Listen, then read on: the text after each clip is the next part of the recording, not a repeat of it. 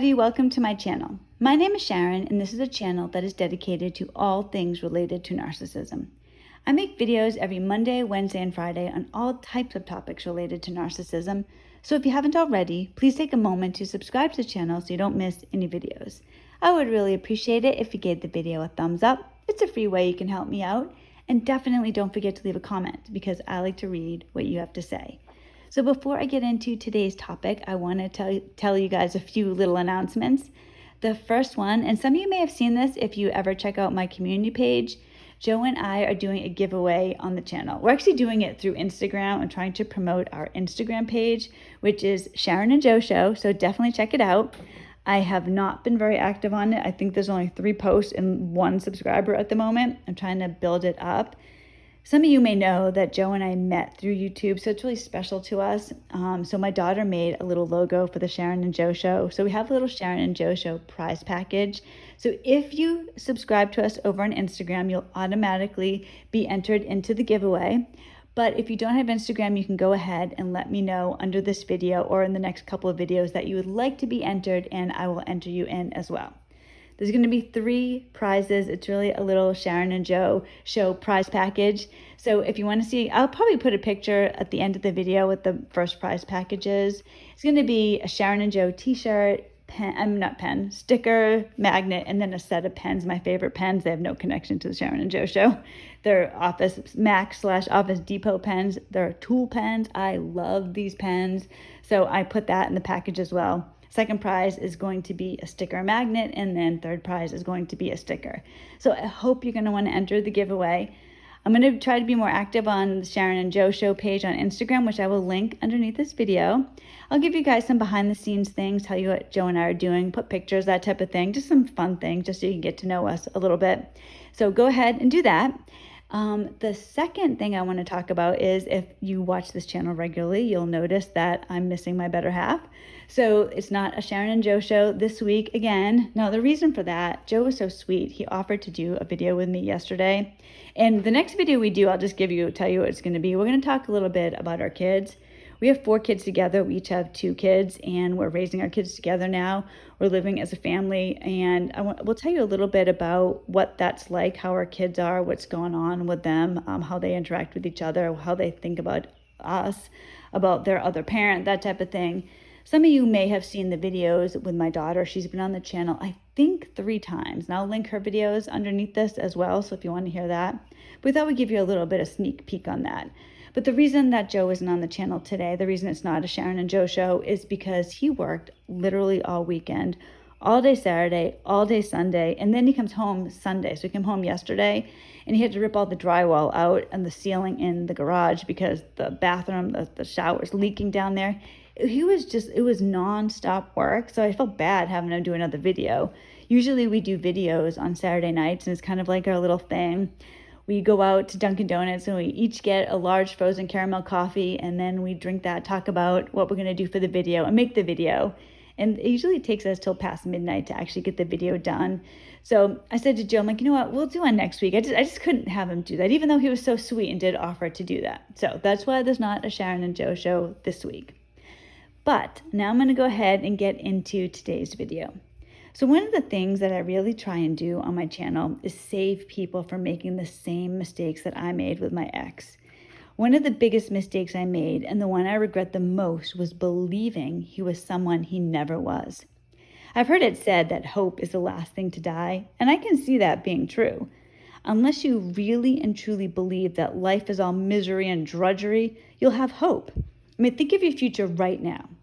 I'm sure you all have all sorts of hopes and dreams. I certainly do. Joe and I literally talk every single day about things we want to do once these horrific divorces are over. We talk about what we want for our kids, even our grandkids that we don't even have yet. That's hope. It's natural. It's a human trait. But what happens when you hope someone else will do something they have no interest in doing? Like hoping someone without a conscience will become someone with a conscience. I can tell you from experience that it won't end well. I'm going to tell you a little bit about what happened with me and my ex and see if this sounds familiar. When I first met my ex, he was a completely different person than he is now. See, Me, you, we are the same person. Now I've matured. I mean, since I met my ex, I've had children, I've aged. I'm different in that way, but I'm basically the same person. When you're dealing with a narcissist, the way that they are at the beginning of the relationship or entanglement, as Joe and I usually say, does not resemble who they really are, who they become. When I met my ex, he was kind, generous, he seemed loving. We always did things, went places. He even wrote me poems. If you know my ex, that's not something that he would ever do. He was a different person. That was the person I thought I was with. As time went on, that person gradually became less and less in my life. Like that person didn't exist anymore. So at first, my ex would be like that usually. And then every once in a while, he would give me a silent treatment, or he would be like unnaturally cruel, that type of thing. As time went on, that person didn't exist anymore. It would almost be like, imagine if you had a long, hard day, you come home from work and you walk up to your house, it's your house, right? The flowers that you planted right outside. You open up the door, you walk in, and someone else is there screaming and yelling, "Get out of my house." And you're like, "This is my house." And no, it's my house. Whatever, like that you are not recognized in your own home anymore. It's not yours.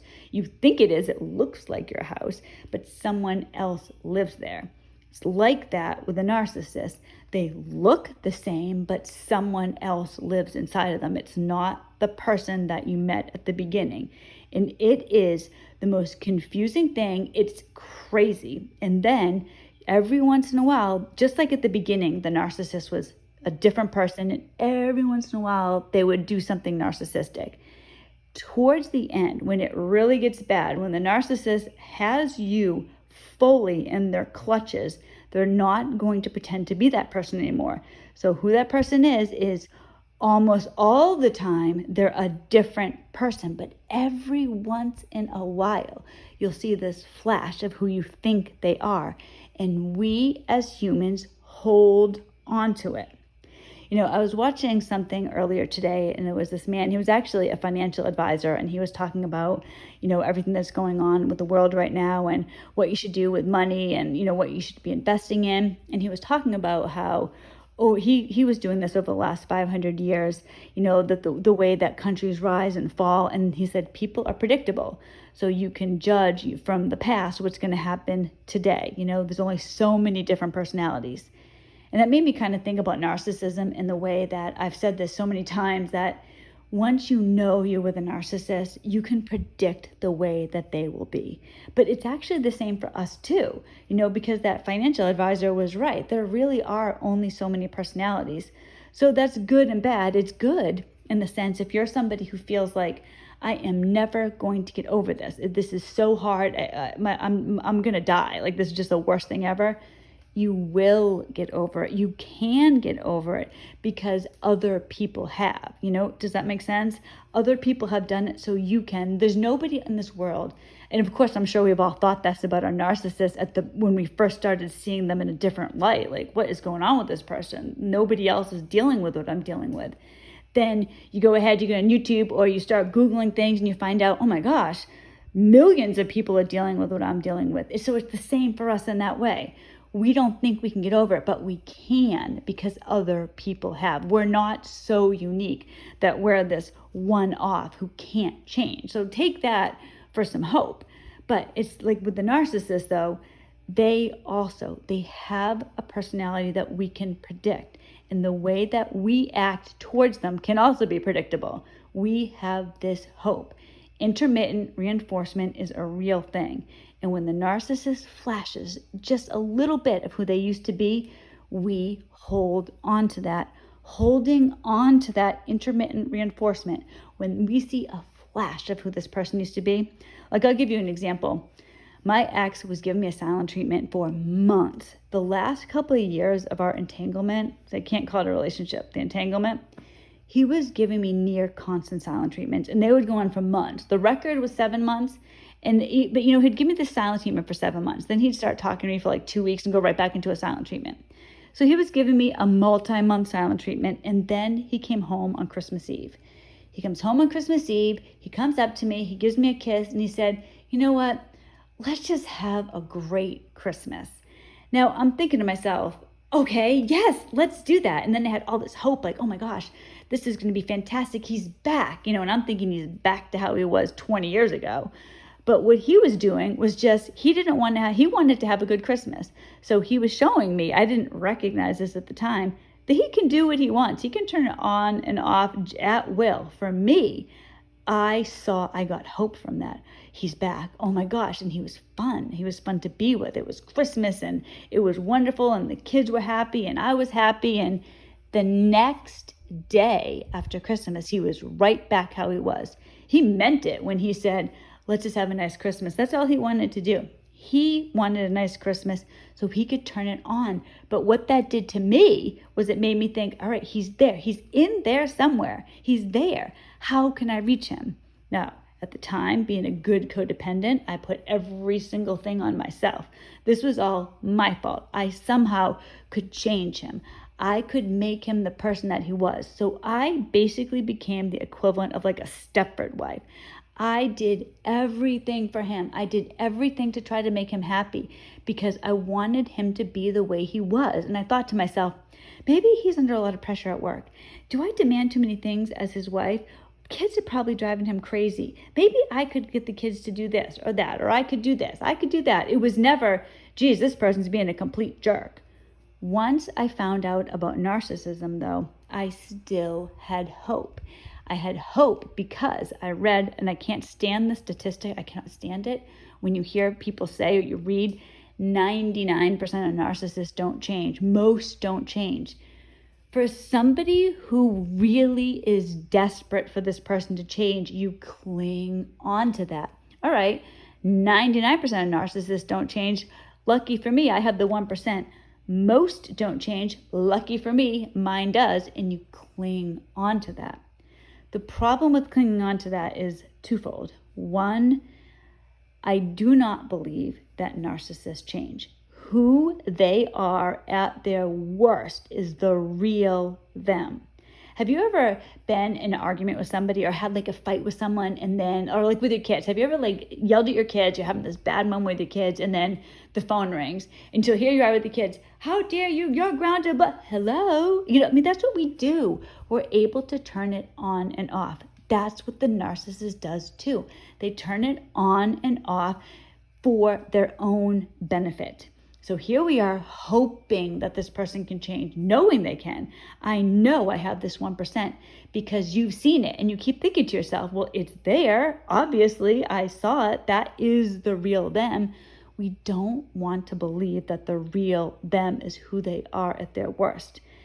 That 99% most statistic is it puts people in this non-stop life-ending. I don't even know how to say it. You don't give up hope. There are people that will not give up hope. They'll keep thinking, I know they're going to change. I know they can. If I just try hard enough. I'm telling you now, and I'm telling you this with love. And I'll tell you what I used to do. If I was watching a video or I read something that said, you need to leave the narcissist, they're never going to change, I was like, oh my gosh, this isn't what I want to hear. And I would turn it off. I would stop reading it. I couldn't hear it. There was a time I couldn't hear it. I put everything into my marriage. Everything. I mean, I gave up a real good career for my ex. I had kids. I thought, oh my gosh, I have to stay in this marriage. I did not think I could leave. I couldn't entertain the thought, the possibility. It wasn't something I could do. So I didn't want to hear anything about it. Now that I'm out, I am telling you this with love and truth. And I get it. I understand.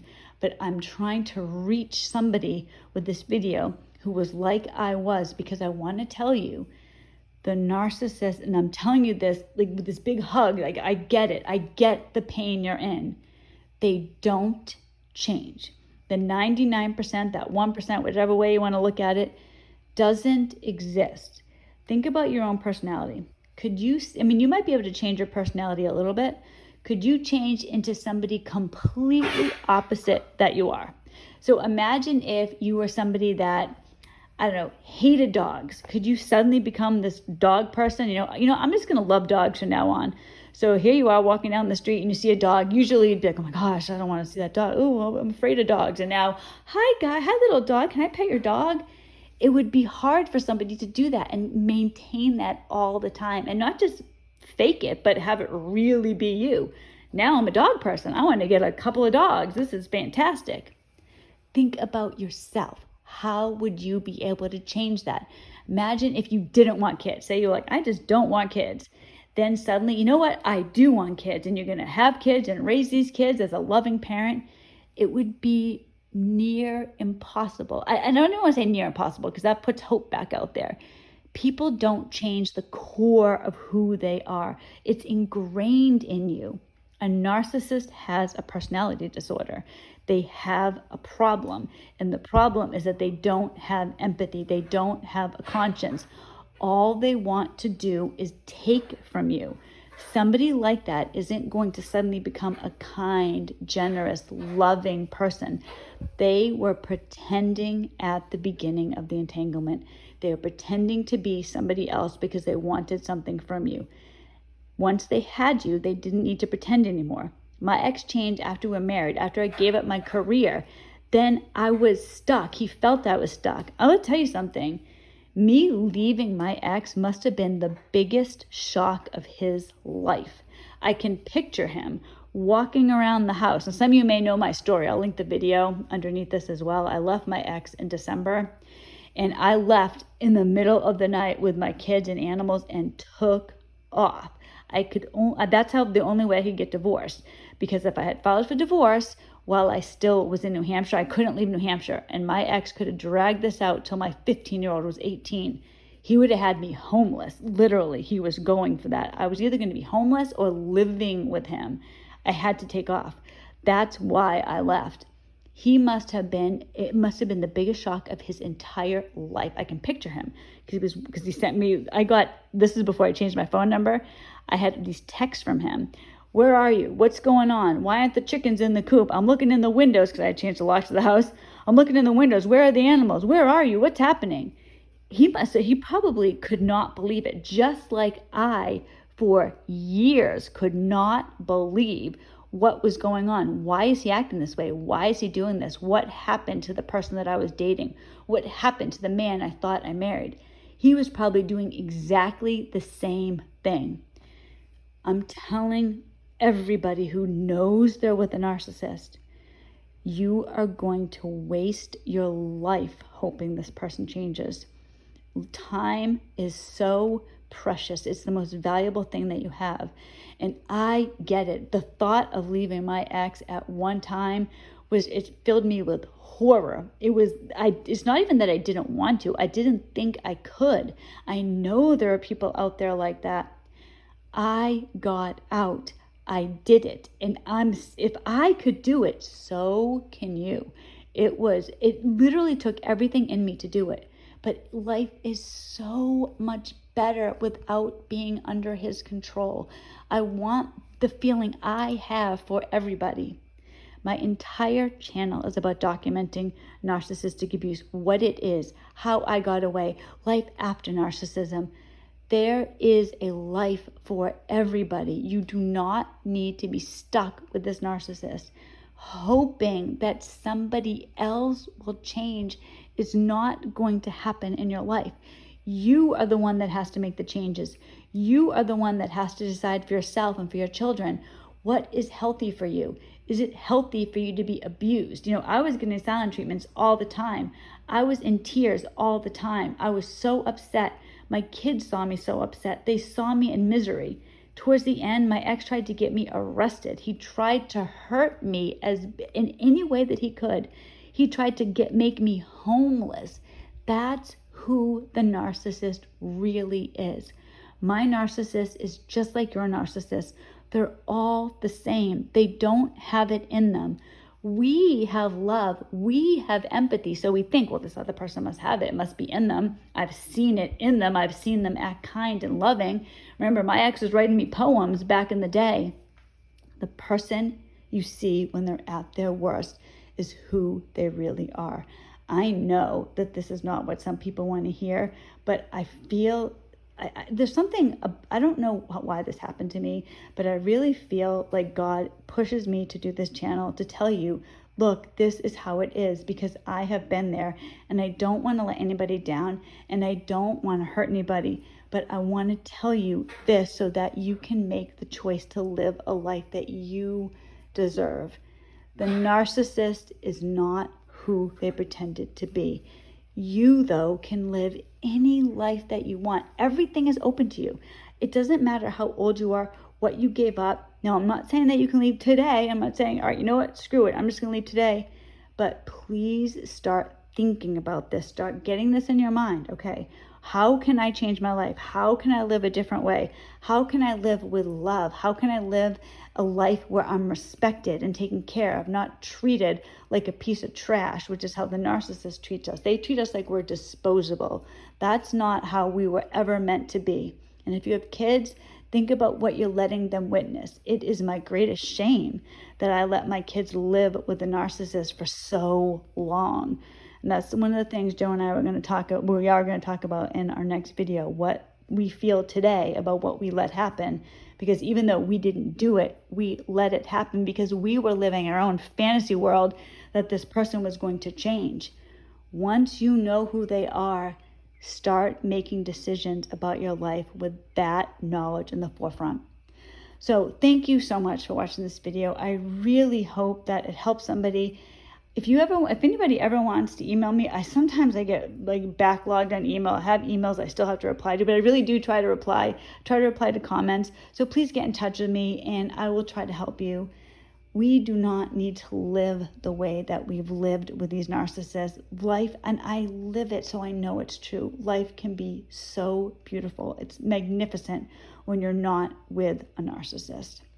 So thank you so much. Don't forget to follow Joe and I over at Instagram. Like the video. Let me know in the comments if you would like to be entered into the giveaway. And I will see you all on Wednesday. Have a good day, everybody. God bless.